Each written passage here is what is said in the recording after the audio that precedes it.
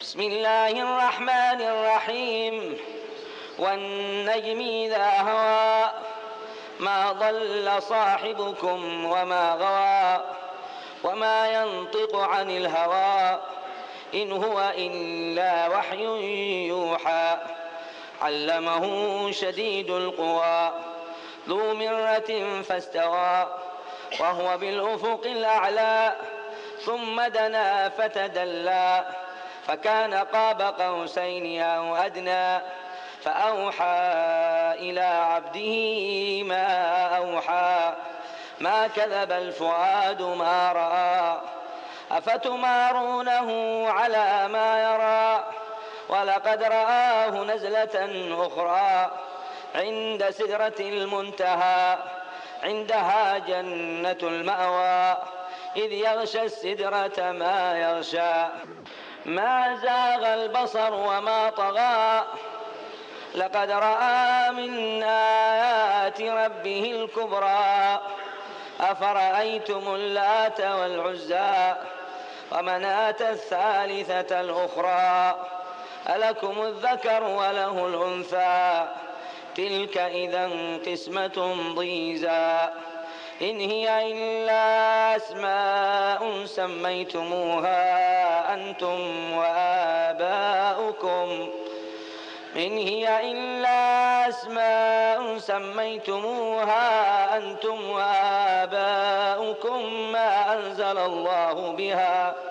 ما أنزل الله بها من سلطان إن يتبعون إلا الظن وما تهوى الأنفس ولقد جاءهم من ربهم الهدى أم للإنسان ما تمنى فلله الآخرة والأولى وكم من ملك في السماوات لا تغني شفاعتهم شيئا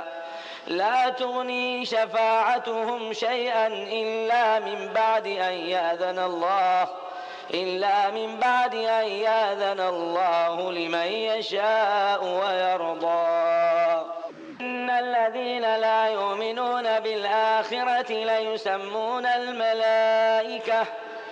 ليسمون الملائكة تسمية الأنثى وما لهم به من علم إن يتبعون إلا الظن وإن الظن لا يغني من الحق شيئا فأعرض عمن تولى عن ذكرنا ولم يرد إلا الحياة الدنيا ذلك مبلغهم من العلم إن ربك هو أعلم بمن ضل عن سبيله وهو أعلم بمن اهتدى ولله ما في السماوات وما في الأرض ليجزي الذين أساءوا بما عملوا ويجزي الذين أحسنوا بالحسنى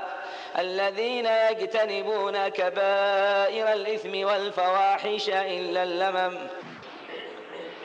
إن ربك واسع المغفرة هو أعلم بكم إذا أنشأكم من الأرض وإذا أنتم أجنة في بطون أمهاتكم فلا تزكوا أنفسكم هو أعلم بمن اتقى أفرأيت الذي تولى وأعطى قليلا وأكدى أعنده علم الغيب فهو يرى أم لم ينبأ بما في صحف موسى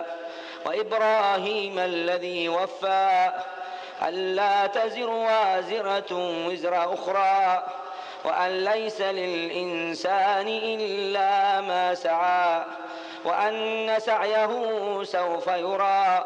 ثم يجزاه الجزاء الأوفى وأن إلى ربك المنتهى وأنه هو أضحك وأبكى وأنه هو أمات وأحيا وأنه خلق الزوجين الذكر والأنثى من نطفة إذا تمنى وأن عليه النشأة الأخرى وأنه هو أغنى وأقنى وأنه هو رب الشعرى وأنه أهلك عادا الأولى وثمود فما أبقى وقوم نوح من قبل إنهم كانوا هم أظلم وأطغى والمؤتفكة أهوى فغشاها ما غشا فبأي آلاء ربك تتمارى هذا نذير من النذر الأولى أزفت الآزفة ليس لها من دون الله كاشفة أفمن هذا الحديث تعجبون وتضحكون ولا تبكون وأنتم سامدون فاسجدوا لله واعبدوا